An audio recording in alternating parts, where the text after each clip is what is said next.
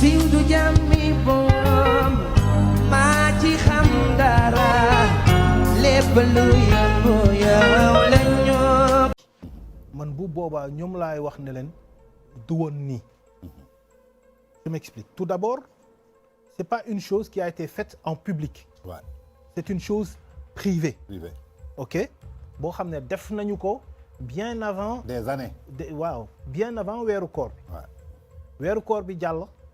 après weeru koor bi automatiquement ñu publier ko. comprendre nga benn dañoo war a xool lii OK bi mu koy def vidéo la ko def.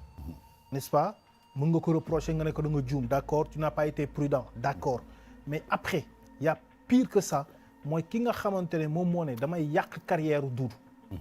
parce que man je te le dis Doudou dañ ko ndaw si daf ko woo ne ko dinaa la yàq. loolu xam naa ci dara. voilà comprendre nga. nit woo la ne la dinaa la yàq.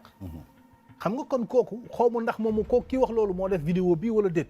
mais nit woo na ko ne ko dinaa la yàq. kon nga xam ne kooku dafa jóg pour yàq la. voilà donc ki lay yàqal kay day seet fi mu gën a nooy. mu jaaree fa mu jaar fa. du dëgg léegi nag mu xam ne faiblesse point faible bu Doudou mi ngi nii mu ne xaar ma jaar pour vilipender Doudou wane ko n'est-ce pas bi muy def li acte bi mu koy def en privé.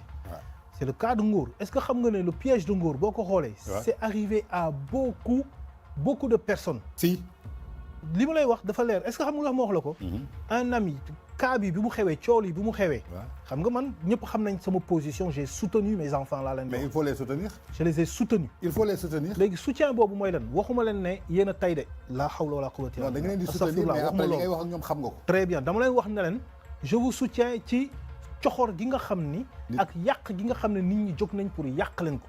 donte nag li ngeen def man d'accord ma ci. du dëgg.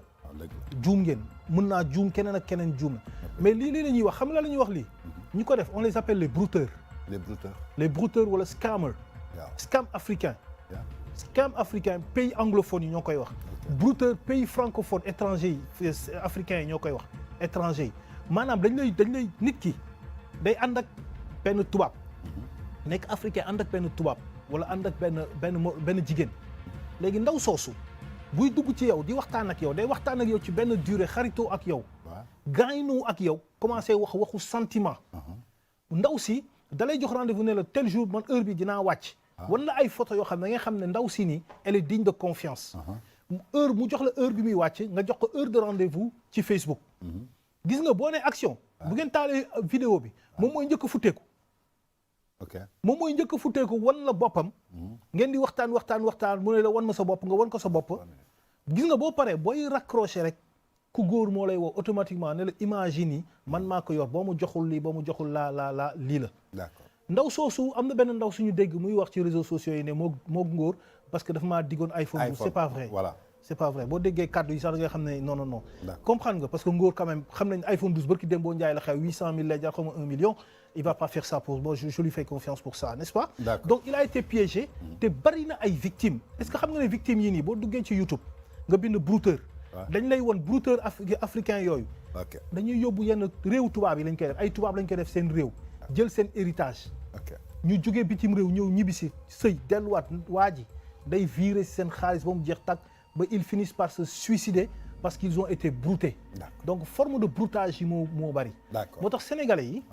aujourd'hui donc pour dire que est-ce que day impacté ci seen carrière mooy dañoo signé ak ay maisons de production wala ay structures.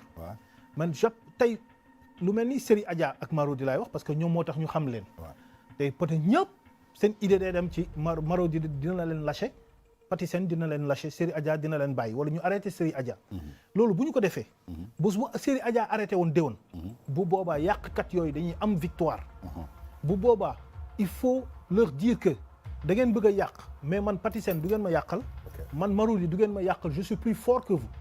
nous sommes plus puissants que vous te bu boobaa on va combattre pour n'est-ce pas les droits à la vie privée. d'accord maanaam ki lay yàqal bëgg nga arrêté boo arrêté am na victoire. léegi nag lii nii dafa mel ni acharnement la. acharnement la sur la série Adja acharnement la sur benn projet boo xam ne dafa am doole. moo tax pour en venir à ma vidéo vidéo bi. pour dire ñu ngi ko tourné mooy face cachée réseau bi kii bi du réseau. séquence bi. Tange on l'a tourné durant couvre-feu bi. couvre-feu bu mujjee deuxième vague couvre-feu bi. Ouais. nga xam ne 23h la doon jeex. on l'avait tourné à c'était Kër Góor gi. ok dañ doon gaawantu tourné parce que couvre-feu bi Kër Massar laa doon ñibbi. gis nga kon sori woon na c'est genre 3-4 mois avant. d'accord avant koor gi. Ouais. d'accord. ok léegi nag pourquoi ça a fait ce scandale là. c'est parce que c'est venu dans un contexte boo xam ni tout le monde se disait waaw kay série Adja dina yàqu. def nañ Ngor def nañ Doudou kan la ñuy gisaat maanaam ci série Adja. donc contexte boobu lañ doon xaar te lii ñëpp ñu ngi naan daf ñoo rusloo parce que Pathé Sène xamee wuñu ko nii xamee wuñu ko naa Pathé Sène personnage la. yére la. man Ousseynou Ba laa tudd.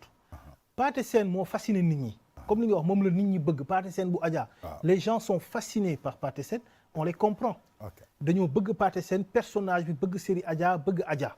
di xaar Pathé Sène di ko xoolee comme benn kilifa bu yor këram et cetera tous les hommes rêvent d'être comme Pathé Sène ou bien d'avoir une famille comme celle de Pathé Sène. d'accord on les comprend.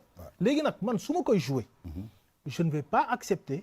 que nit ñi bëgg ma confiner dans le manteau de Pathé Sène alors que Pathé Sène weeru koor ba weeru koor lay daw. d'accord le message a été clair.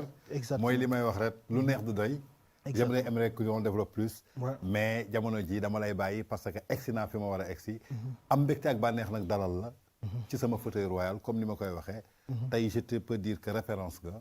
mën naa ne tey tu as poussé à beaucoup de jeunes d'aller faire le cinéma. depuis que nga incarné rôle Martin Bass. qualité lañ la xamee professionnalisme lañ la xamee expérience lañ la xamee donc je te dis bonne continuation ci lancé bi ngeen jël surtout ngeen cadrer la cinématographie donc du ma def dara lu dul di la remercier bàyyi la nga lancer un message ak nga tàggatoo ñu xool. yuy tàggatoo mooy déjà.